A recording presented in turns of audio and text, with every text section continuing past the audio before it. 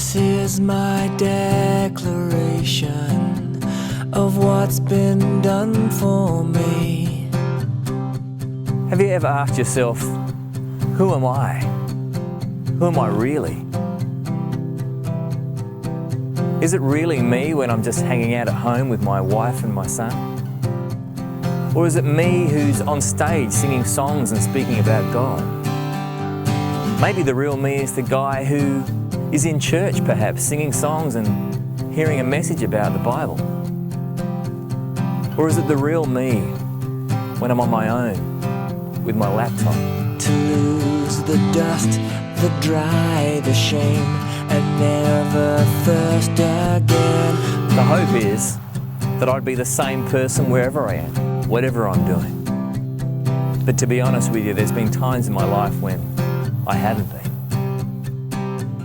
And a wise man once said that my real character is who I am when I'm behind closed doors, when I think no one's looking, when I think there's no chance of me being caught.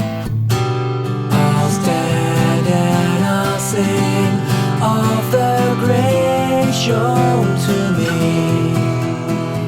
grace shown to me so I can live. This is my declaration.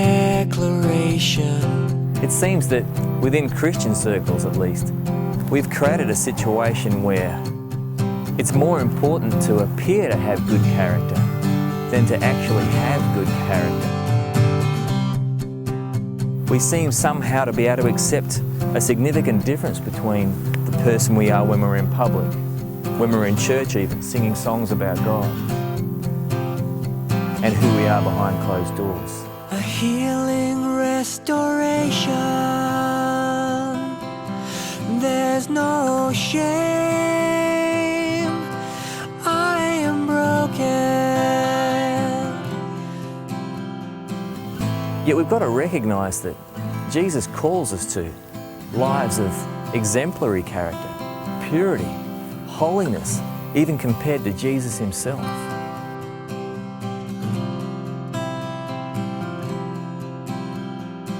A little while back I read a really wonderful book. It's called Blue Like Jazz by Donald Miller. If you haven't read it, check it out please. And in that book, Donald Miller presents a very simple three-step process. I think he's trying to describe something of what it means to be a follower of Jesus, a disciple of the Christ. And he says that step one of this three-step process is somehow, mysteriously, wonderfully, I have a sense or some concept of God loving me. Step two is that because God loves me, I can't help myself but love him in return.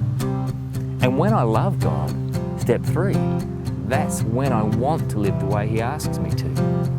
It's so easy for us to get those out of order, but that's the only way it works. God loves me, so I love him. When I love him, I live the way he asks me to. There must not be a difference between who I really am and who I try to appear to be. If there's a chasm between who I am behind closed doors and the way I act when I'm outside, it's got to change. My declaration. Let's swim more deeply into the mystery of a cosmic romance with the Creator of the universe. Let's allow our obedience to spring naturally out of that loving relationship.